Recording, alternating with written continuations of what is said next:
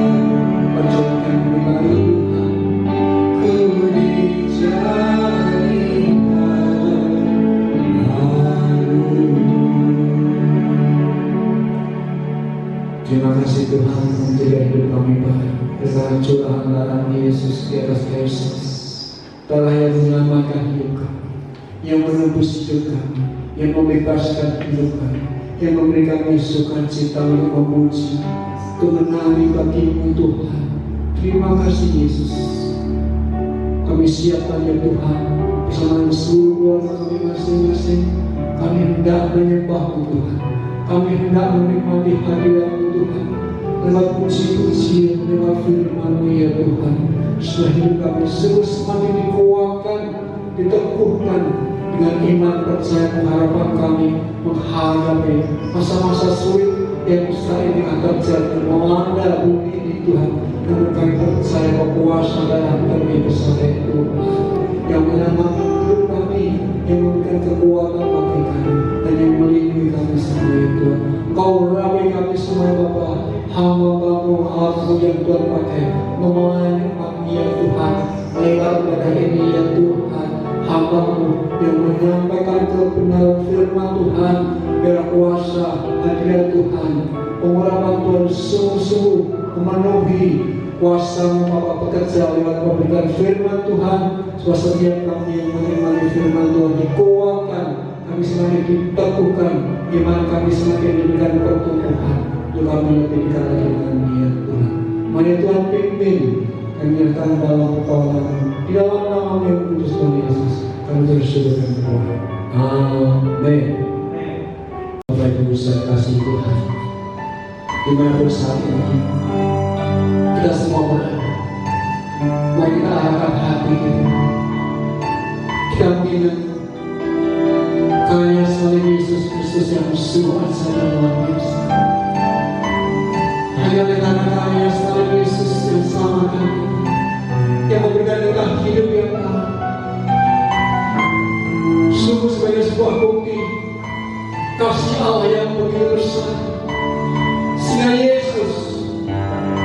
Yesus tersalib mati bagi kita, menyelamatkan hidup kita, memberikan kita hidup yang baru, memberikan kita kekuatan yang baru, memberikan kita pemulihan, kesembuhan, pertolongan Tuhan seluruh dikerjakan oleh karena kuasa. Mari kita arahkan, kita terus melakukan berkarya salib Yesus Kristus yang sungguh mulia, yang sungguh dahsyat, agung bagi setiap orang yang dikasihi. Hanya Kau Tuhan yang ada dalam hidup kami. Kau yang berikan kami hidup yang baru ya Tuhan.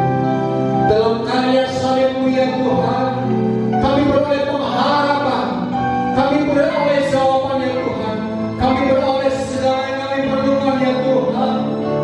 Terima kasih Yesus, terima kasih Yesus. Semua karya salib-Mu ya Tuhan. Terima kasih.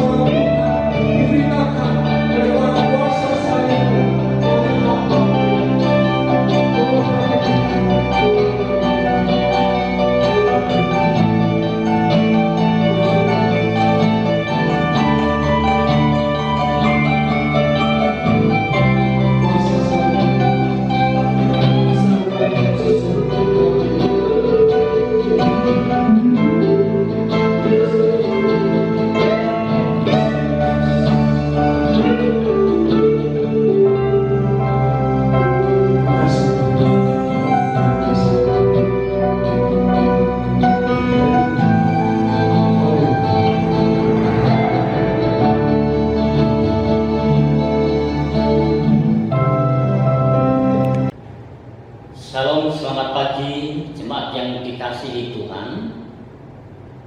Saat pagi ini kita akan berbicara mengenai Yesus mati karena kita. Saya mengajak kepada jemaat semua untuk membuka firman Tuhan di dalam 1 Korintus pasal yang ke-15 ayat yang kedua dan yang ketiga. 1 Korintus pasal 15 ayat kedua dan ketiga. Oleh Injil itulah kamu diselamatkan, asal kamu teguh berpegang padanya seperti yang telah kuberitakan kepadamu, kecuali kalau kamu telah sia-sia saja menjadi percaya. Sebab yang sangat penting telah kusampaikan kepadamu, yaitu apa yang telah kuterima sendiri, ialah bahwa Kristus telah mati karena dosa-dosa kita sesuai dengan kitab suci. Sebelumnya marilah kita terlebih dulu menghadap Tuhan dalam doa sebelum kita lanjut untuk mendengarkan firman Tuhan. Mari jemaat kita tunduk sebentar, kita akan berdoa. Tuhan Allah kami yang kami sembah dan kami muliakan di dalam nama Tuhan kami Yesus Kristus. Saat pagi ini Tuhan kami datang dari hadirat-Mu, menyiapkan hati pikiran kami untuk mendengar firman Tuhan. Mari Roh Kudus berbicara pada kami siap untuk mendengarkannya. Biarlah urapan-Mu menjadi pedoman dalam kehidupan kami untuk kami membuka hati. Berkati seluruh jemaat-Mu di rumah masing-masing yang saat ini siap untuk mendengarkan firman Tuhan dan melaksanakan perjamuan Tuhan. Berkatilah seluruh jemaat-Mu ya Tuhan. Di dalam nama Tuhan Yesus kami juga mohon urapan-Mu merapi hamba-Mu yang penuh dengan kekurangan ini. Kami hanya menyerahkan kepada Roh Kudus, Allah yang sempurna, yang sanggup menyempurnakan atas kekurangan kami semuanya. Terima kasih Tuhan, dalam nama-Mu kami berdoa. Amin. Jemaat yang dikasihi Tuhan, sudah 4 minggu ini kita tidak ibadah bersama-sama, masing-masing melakukan ibadah di rumahnya, dan saya yakin hal itu dilakukan oleh semua jemaat. Kita tahu hal ini terjadi oleh karena adanya wabah COVID-19.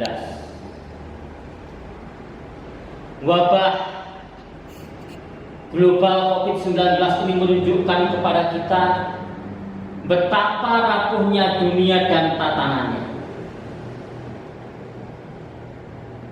Lihatlah negara-negara hebat seperti Amerika, China, negara-negara Eropa, Korea dan Jepang. Mereka kelimpungan menghadapi wabah ini, padahal mereka adalah negara yang sangat maju dalam iptek. Kecanggihan teknologi tidak mampu membentengi manusia.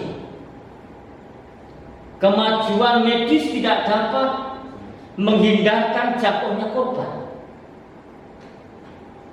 Uang kehilangan harganya. Selama di dunia ini tidak ada tempat yang aman. Hanya Tuhan tempat berlindung yang teguh. Tetaplah bergaul pada Tuhan. Pergaulan saudara yang karib dengan Tuhan itu akan sangat menentukan kehidupanmu untuk dilindunginya. Namun yang menjadi pertanyaan ialah, apakah saudara betul-betul mengerti siapakah Tuhan itu? Pengalaman hidup sejak para nabi dan para rasul, banyak yang tidak mengerti siapakah Tuhan itu sebenarnya. Kita akan melihat bagaimanakah kondisi manusia saat ini. Apakah segenap manusia itu memiliki sikap yang tunduk taat dan mengenal Allahnya dengan benar? Kita akan melihat yang pertama, yaitu sikap orang yang tidak mengenal Allah dengan benar. Sikap orang yang tidak mengenal Allah dengan benar itu ditandai dengan yang pertama adalah hidupnya menuruti kehendaknya sendiri. Tetapi kami yakin bahwa setiap orang kalau ditanya apakah hidupmu menuruti kehendaknya sendiri, pasti akan menjawab ya, lalu akan menuruti kehendak siapa? Tapi kalau ditanya apakah saudara mengenal Allah yang menciptakan langit dan bumi dengan baik, tentu dia tidak kenal. Maka dalam Amsal 16 ayat yang kedua, Raja Salomo mengatakan bahwa setiap jalan orang adalah lurus menurut pandangannya sendiri, tetapi Tuhanlah yang menguji hati. Karena sering perasaan manusia itu tumpul terhadap suara Tuhan. Oleh karena perasaan manusia yang tumpul itu, manusia menganggap bahwa jalan yang ditempuh itu adalah jalan yang bersih. Tapi itu hanya menurut pandangannya sendiri. Tuhan yang akan menguji hati manusia. Hal ini juga diulangi dalam Amsal 21 ayat yang ke-20. Amsal 21 ayat yang kedua, setiap jalan orang adalah lurus menurut pandangannya sendiri. Hanya ada sedikit perbedaan antara Amsal 16 ayat 2 dengan Amsal 21 ayat yang kedua. Dalam Amsal 16 ayat yang kedua disebutkan jalan orang adalah bersih. Lalu pasal 21 ayat yang kedua, jalan orang adalah lurus.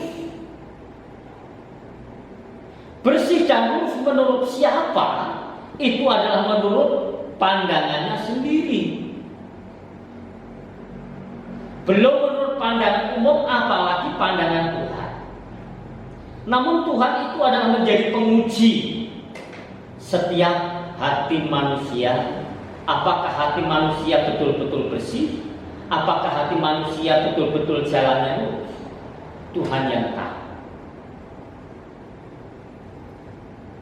Saya boleh mengambil contoh, yaitu kehidupan Yudas. Sebagaimana saat-saat Paskah kita diawali dengan kebaktian Jumat Agung seperti ini, apa yang terjadi dalam kehidupan Yudas? Kita tahu dalam kehidupan Yudas, dia adalah seorang yang pengkhianat. Oleh karena dia telah menjual Yesus dengan harga 30 sikal perak. Di saat Yudas telah kompromi dengan imam kepala dan tua-tua bangsa Yahudi, lalu dia menerima uang 30 sikal perak dan memberikan tanda bahwa siapa yang akan dicium oleh Yudas itulah Mesias. Dan setelah Yudas betul-betul mencium Yesus dan diperingatkan, untuk itukah kamu teman? Tetapi Yudas tidak memberikan reaksi apa-apa, dia diam, dia tidak membantah apapun.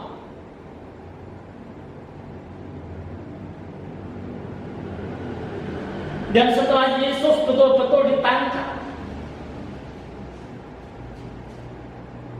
Yudas hanya merasa menyesal. Padahal kita tahu bahwa Yudas itu adalah salah satu murid Yesus. Tetapi mengapa dia rela menjual Yesus?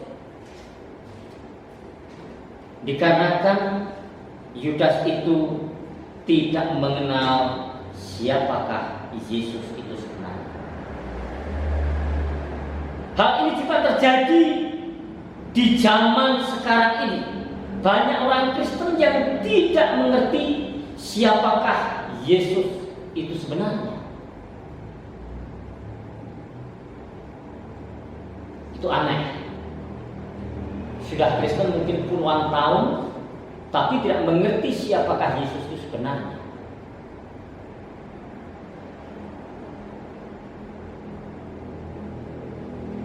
Maka kita bisa melihat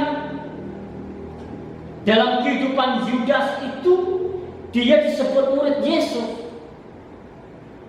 Kita mungkin juga bisa disebut adalah orang Kristen. Tapi apakah betul kita itu sudah betul-betul mengenal Yesus itu dengan sungguh-sungguh? Bahwa Yesus itu adalah Allah, bahwa Yesus itu adalah Sang Pencipta langit dan bumi. Dunia ini tidak akan jadi kalau Yesus itu tidak menjadikan.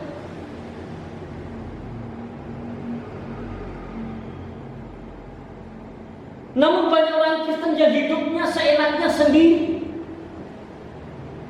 tidak menghargai akan karya Yesus sebagai Sang Pencipta, juga tidak menghargai karya Yesus yang menderita di kayu salib untuk menebus dosa-dosanya.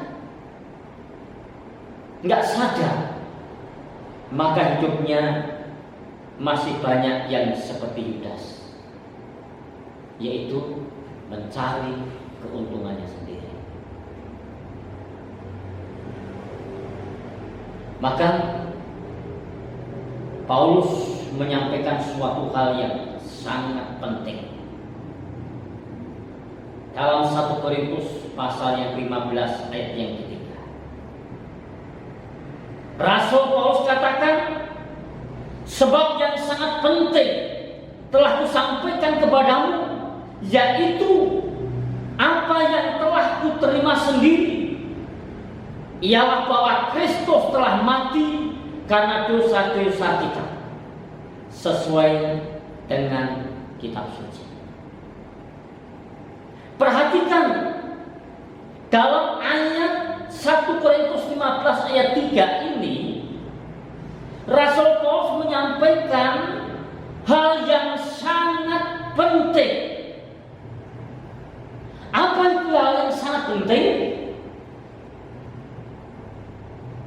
Hal yang sangat penting dalam ayat ini disebutkan ialah bahwa Kristus telah mati karena dosa-dosa kita.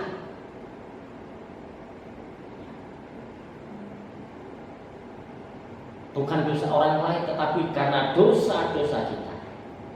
Dan jelaskan sesuai dengan kitab suci.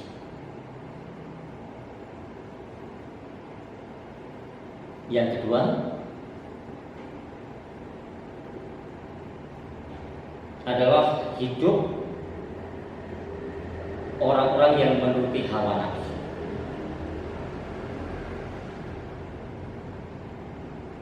sikap orang yang tidak mengenal Allah dengan baik, yang pertama adalah hidupnya menuruti kehendaknya sendiri, yang kedua adalah hidup yang menuruti hawa nafsu dunia. Rasul Paulus mencatat dalam Efesus pasal 2 ayat 1 sampai 2, dikatakan kamu dahulu sudah mati karena pelanggaran-pelanggaran dan dosa-dosamu.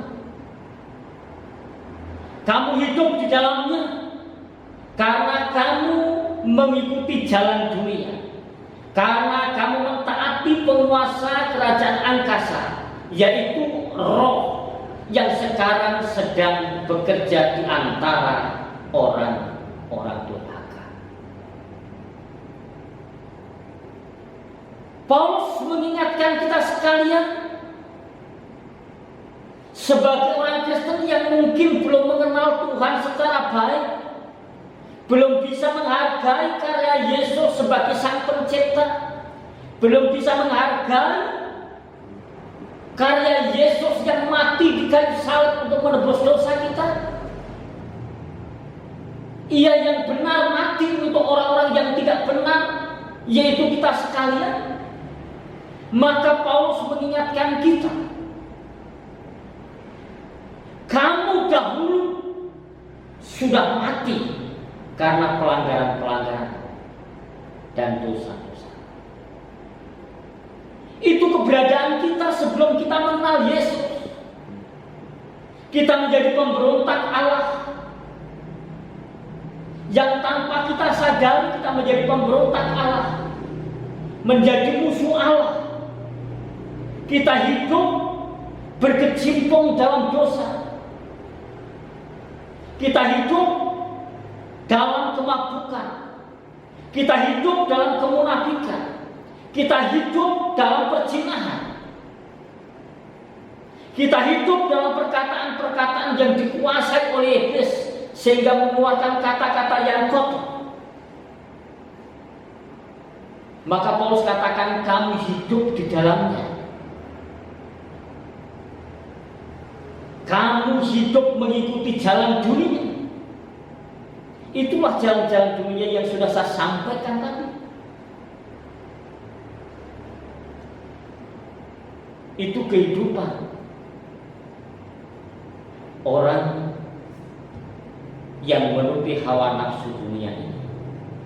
Orang yang seperti ini tandanya adalah orang yang belum mengenal Kristus dengan sebenarnya. Dia Kristen, iya.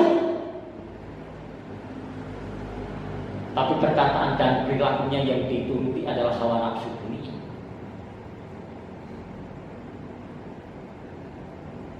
Sudah menjadi Kristen berapa tahun? Mungkin sudah puluhan tahun. Tetapi tidak mengenal Yesus dengan baik, maka perilakunya masih perilaku dunia. Maka pentingnya Yesus Kristus itu mati karena dosa-dosa kita, seperti yang ditekankan Paulus dalam 1 Korintus 15 ayat 3 tadi. Yang sangat penting telah kusampaikan kepadamu, yaitu bahwa Kristus telah mati karena dosa-dosa kita.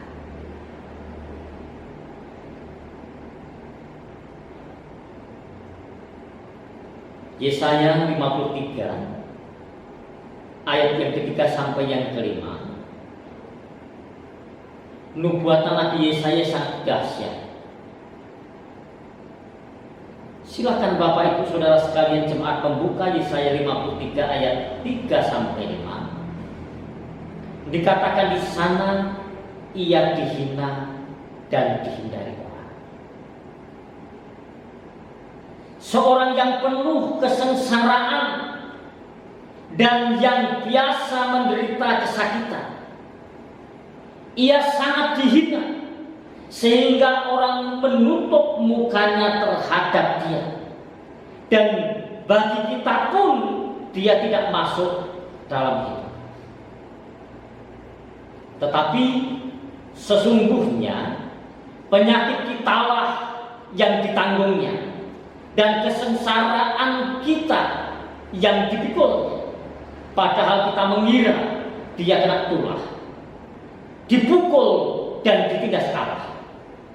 Tetapi dia tertikam oleh karena pemberontakan kita. Dia diremukkan oleh karena kejahatan kita. Ganjaran yang mendatangkan keselamatan bagi kita ditimpakan kepadanya, dan oleh bilur-bilurnya kita menjadi sembuh. Luar biasa yang disampaikan Nabi Yesaya ini, bagaimana kehidupan Yesus Kristus. Ia dihina, ia dihindari orang. Betapa sakitnya hidup dihindari orang. Kalau saudara sekalian hidupnya dihindari orang, pasti akan merasa sakit. Baru berjabat tangan kita dilewati saja, kita sudah merasa tersinggung, kita merasa sakit.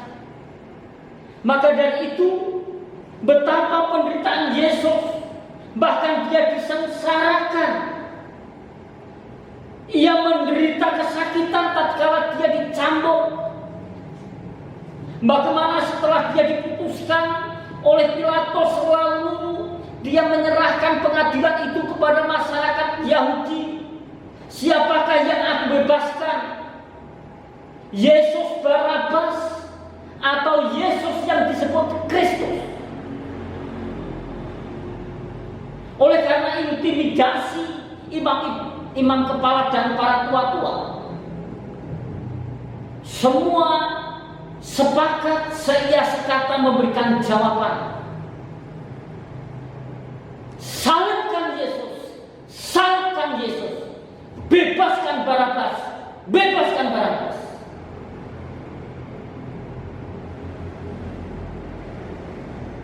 Penderitaan yang sangat mengerikan itu dialami oleh Yesus. Ia diludahi oleh serdadu-serdadu Romawi yang gagah perkasa. Sama sekali hidupnya tidak berharga di mata dunia ini.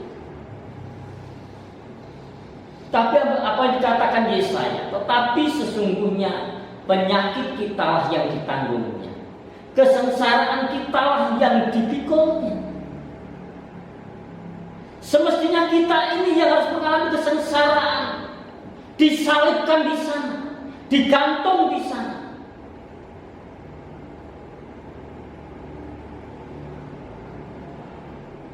Mestinya kita yang ditikam.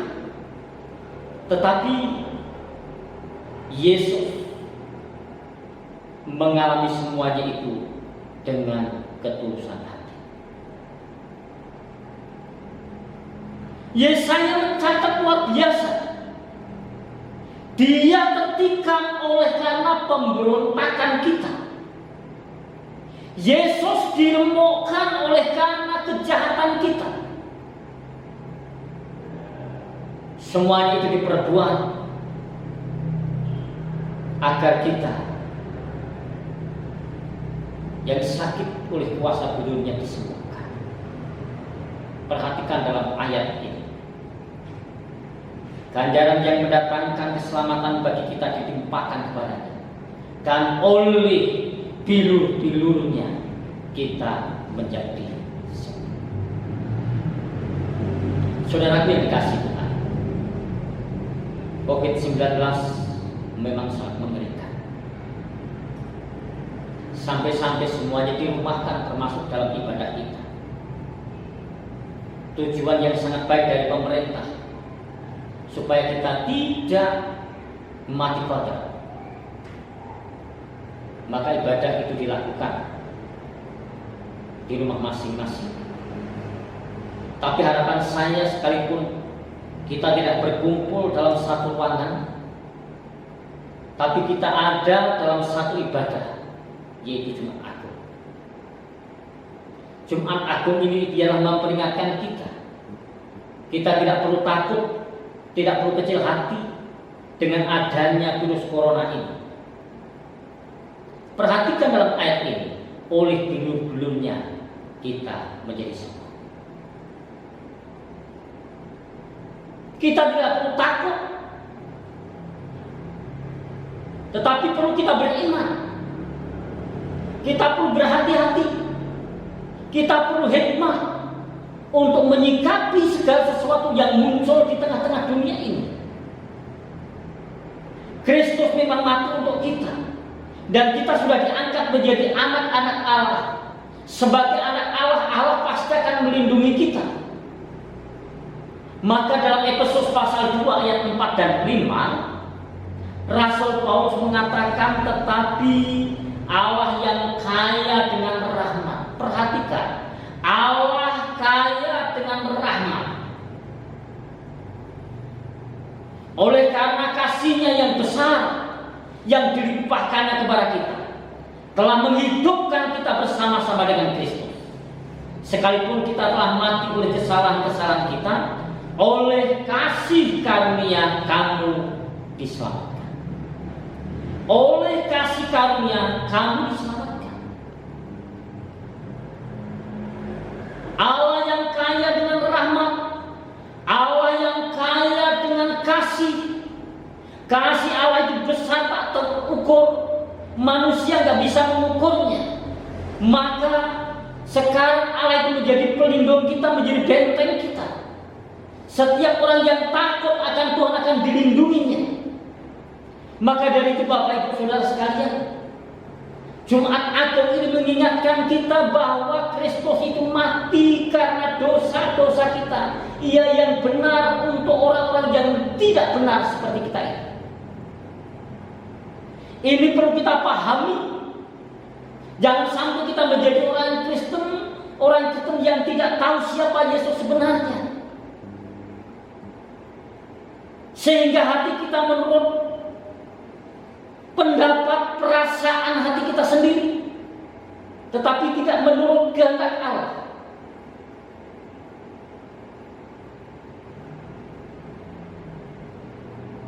Kita sudah diingatkan oleh Paulus bahwa Kristus mati karena dosa-dosa kita. Dosamu sudah ditebus oleh darah Kristus, menjadi putih seperti salju. Tuhan sudah tidak memperhitungkan lagi, tetapi apa yang perlu kita perbuat. Virus corona mengingatkan kita, kesombongan manusia menjadi rapuh, baik pengetahuan manusia juga menjadi lemah.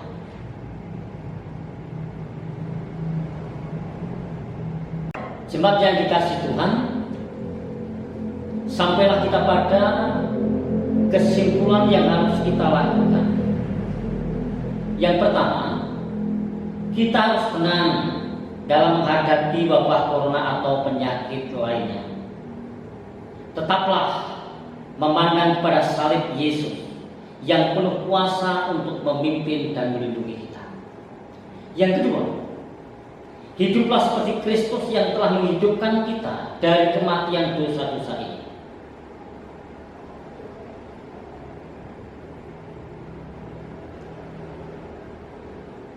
Oleh kuasa darahnya,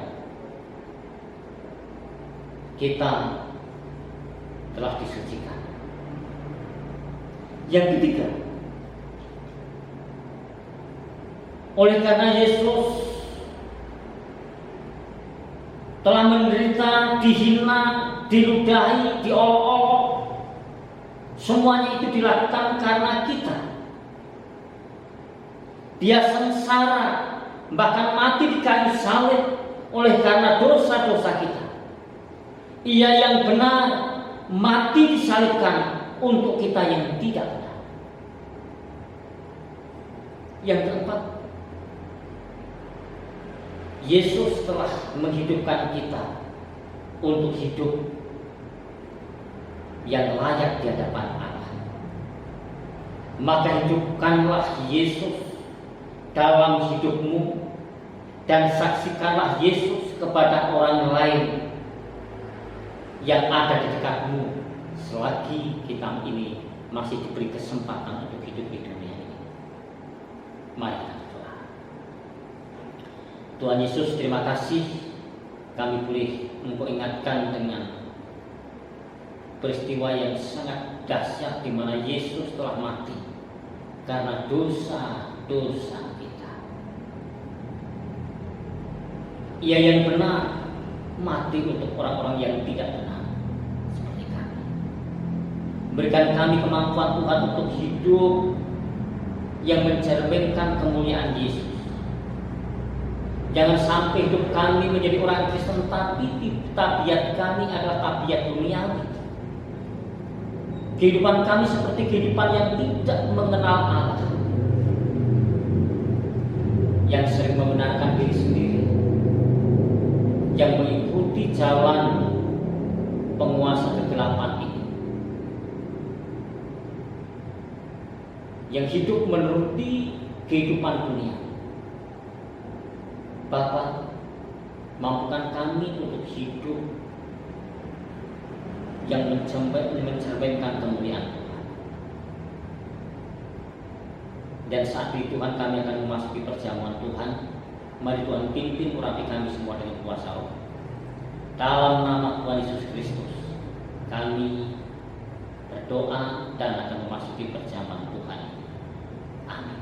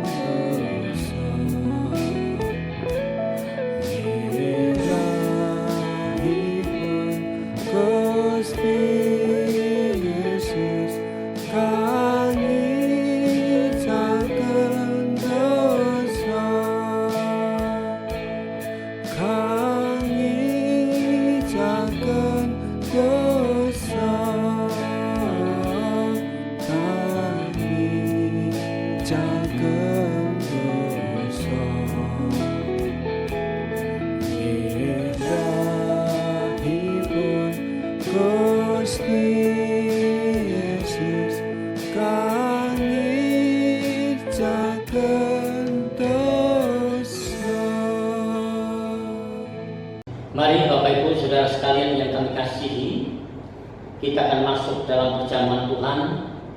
Namun sebelumnya marilah kita akan membaca firman Tuhan sebagai dasar kita perjamuan kudus, supaya kita berkumpul bukan untuk dihukum, namun berkumpul untuk diberkati. Sebab apa yang telah kuteruskan kepadamu telah aku terima dari Tuhan, yaitu bahwa Tuhan Yesus pada malam waktu ia diserahkan mengambil roti, dan sesudah itu ia mengucap syukur atasnya. Ia memecah-mecahkannya dan berkata, "Inilah tubuhku yang diserahkan bagi kamu, perbuatlah ini menjadi peringatan akan aku." Demikian juga ia mengambil cawan sesudah makan lalu berkata, "Cawan ini adalah perjanjian baru yang dimeteraikan oleh darahku. Perbuatlah ini setiap kali kamu meminumnya menjadi peringatan akan aku. Setiap kali kamu makan roti ini dan minum cawan ini, kamu memberitakan kematian Tuhan sampai ia datang. Jadi barang siapa dengan cara yang tidak layak makan roti atau minum cawan Tuhan, ia berdosa terhadap tubuh dan darah Tuhan.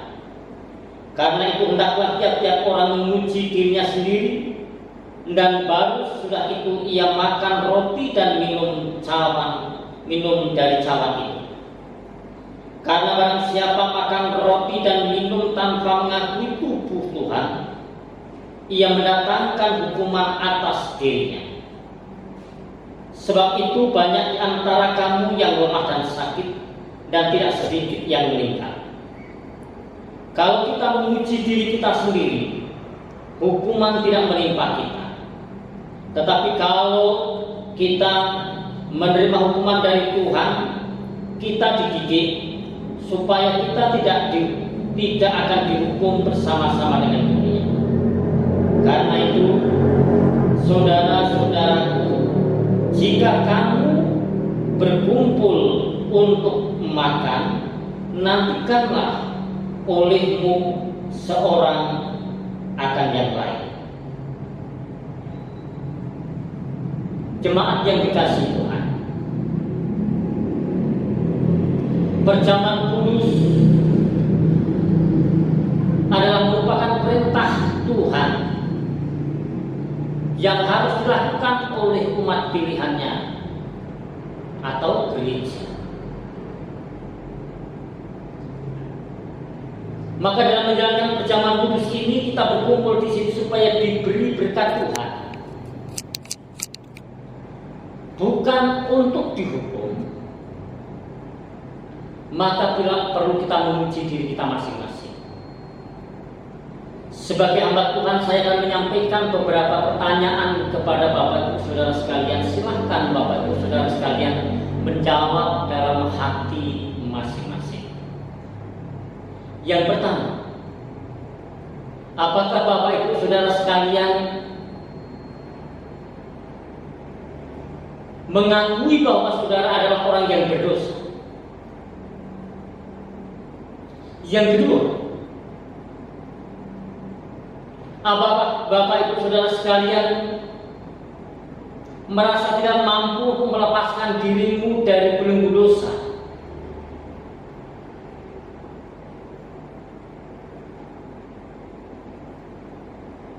Dengan kondisi yang seperti itu, maka yang ketiga, apakah Bapak Ibu percaya bahwa Yesus Kristus itu telah mati di kayu salib untuk menebus dosa-dosa kita? Ia yang benar mati untuk orang-orang yang tidak benar, yaitu kita sekalian. Yang keempat, apakah Bapak Ibu Saudara sekalian dengan mengikuti perjamuan kudus ini, saudara siap untuk menjadi saksi Kristus sampai ia datang? Bagaimana jawab Bapak Ibu Saudara sekalian? Mari kita berdoa, yaitu doa untuk menguji diri kita masing-masing, supaya kita dilayakkan untuk mengikuti perjamuan Tuhan ini. Mari kita berdoa. Tuhan Allah kami yang kami sembah dan kami muliakan dalam nama Tuhan Yesus Kristus, oleh karena kasih-Mu yang besar telah Kucurahkan kepada dunia ini, yaitu Yesus Kristus anak-Mu yang tunggal, mati disalibkan untuk menebus dosa-dosa kami, supaya setiap orang yang percaya kepadanya tidak binasa melainkan beroleh hidup yang kekal. Dan saat ini Tuhan kami, Engkau izinkan untuk memasuki perjamuan Tuhan. Kami akan memasuki perjamuan Tuhan itu atas nama-Mu, atas nama Allah yang penuh kuasa, yang telah menciptakan langit dan bumi, yaitu Allah Abraham, Allah Ishak, Allah Yakub. Kami akan memasuki perjamuan Tuhan. Lihatlah hati setiap jemaat-jemaat-Mu yang saat ini telah menguji hati masing-masing, dan layakkanlah untuk mengikuti perjamuan Tuhan. Terima kasih Tuhan. Di dalam nama Tuhan Yesus kami akan memasuki perjamuan Tuhan ini. Haleluya. Amin.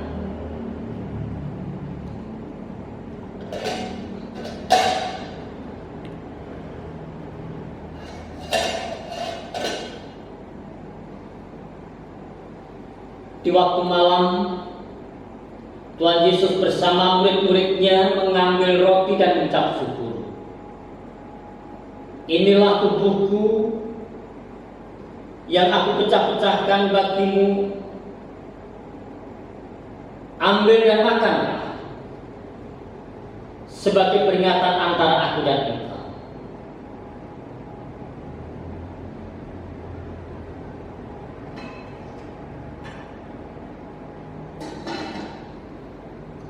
Setelah itu Tuhan Yesus mengangkat cawan dan berkata, "Cawan ini adalah perjanjian baru yang kumeteraikan dengan darahku,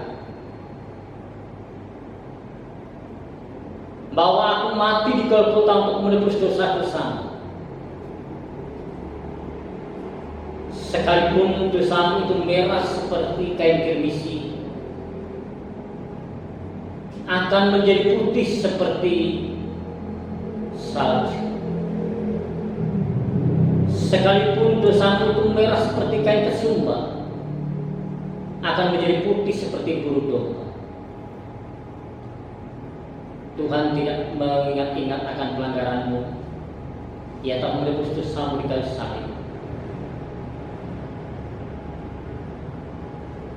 Dan cawan ini sebagai peringatan antara Tuhan Yesus dan kita sekalian, dan sebagai kesanggupan kita sekalian untuk menjadi saksinya sampai Ia datang kembali.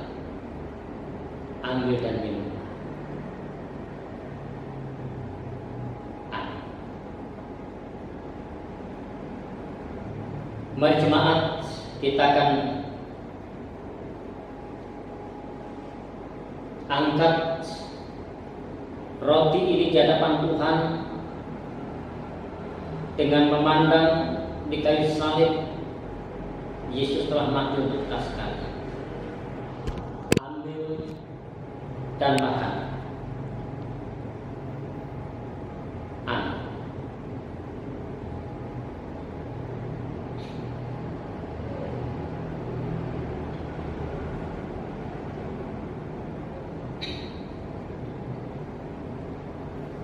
Setelah makan, Yesus mengangkat cawan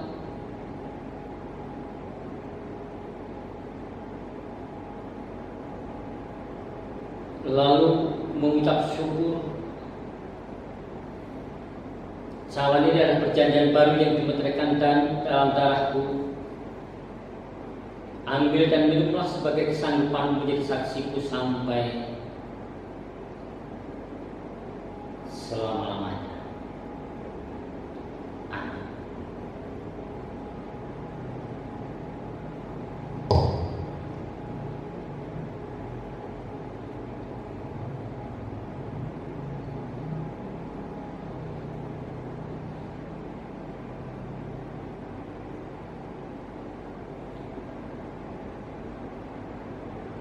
Pujilah Tuhan,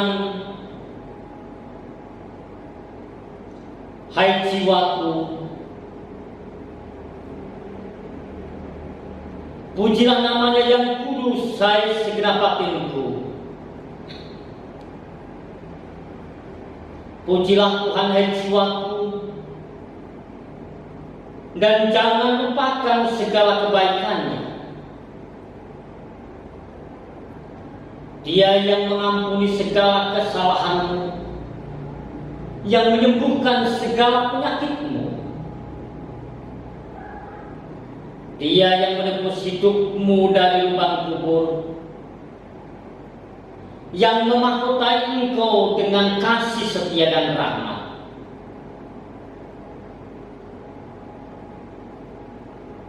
Dia yang memuaskan hasratmu dengan kebaikan, sehingga masa mudamu menjadi baru seperti pada burung rajawan. Tuhan menjalankan keadilan dan hukum bagi segala orang yang diperas. Ia telah memperkenalkan jalan-jalannya kepada Musa, perbuatan-perbuatannya kepada orang Israel. Tuhan adalah penyayang dan pengasih, panjang sabar dan berlimpah kasih setia. Tidak selalu ia menuntut, dan tidak untuk selama-lamanya ia menendang. Tidak dilakukannya kepada kita setimpal dengan dosa kita, dan tidak dibalasnya kepada kita setimpal dengan kesalahan kita. Tetapi setinggi langit di atas bumi, demikianlah besarnya kasih setianya atas orang-orang yang takut akan Dia. Sejauh timur dari barat, demikian dijauhkannya daripada kita pelanggaran kita. Seperti Bapa sayang kepada anak-anaknya, demikian Tuhan sayang kepada orang-orang yang takut akan Dia. Sebab Dia sendiri tahu apa kita. Dia ingat bahwa kita ini betul.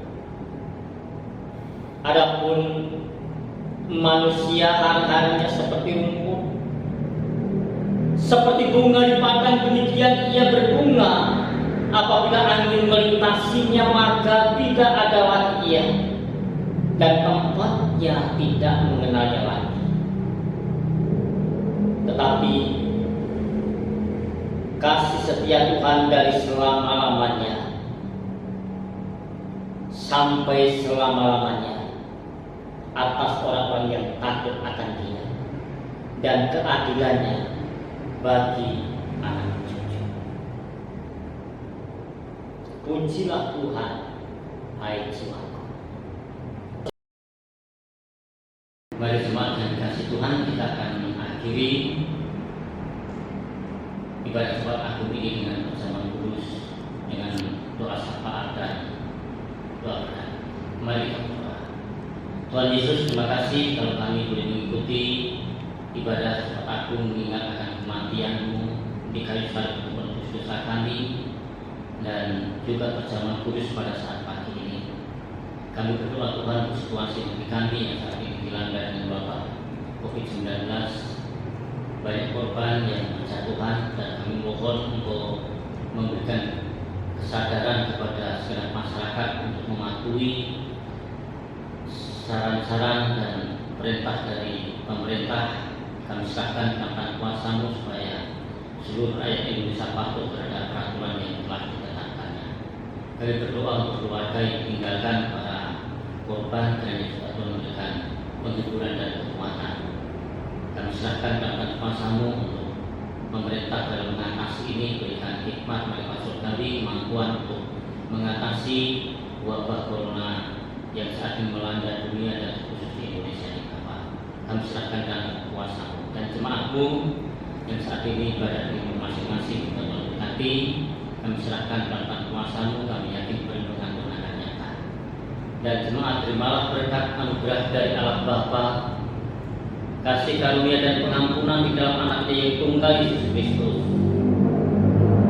damai sejahtera di dalam Roh Kudus dan pimpinannya, menyertai kita sekalian sampai Maranatha. Terimalah berkat anugerahnya. Amin.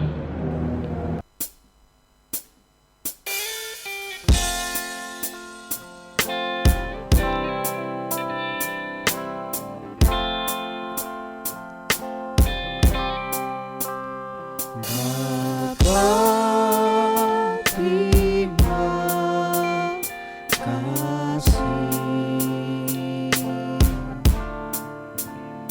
Bapa, terima kasih.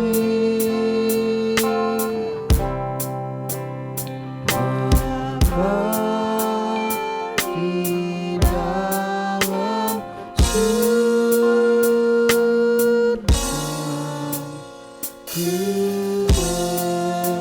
terima kasih.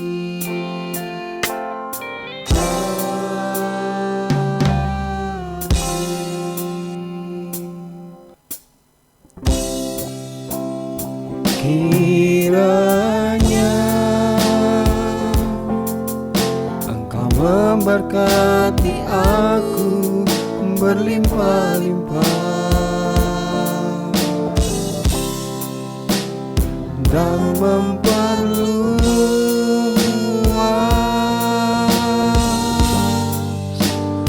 daerahku,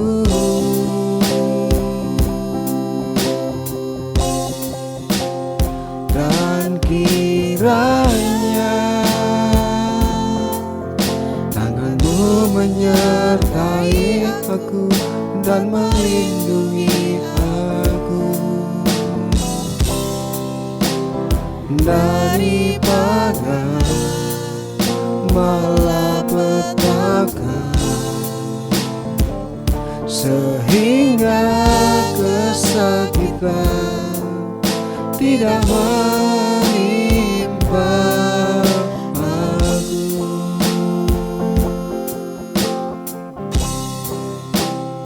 Kiranya Engkau memberkati aku berlimpah-limpah dan memperluas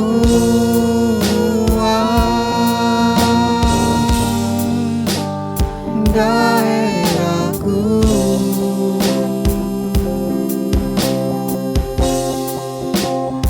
dan kiranya tanganmu menyertai aku dan melindungi aku daripada malapetaka, sehingga kesakitan tidak menimpa aku.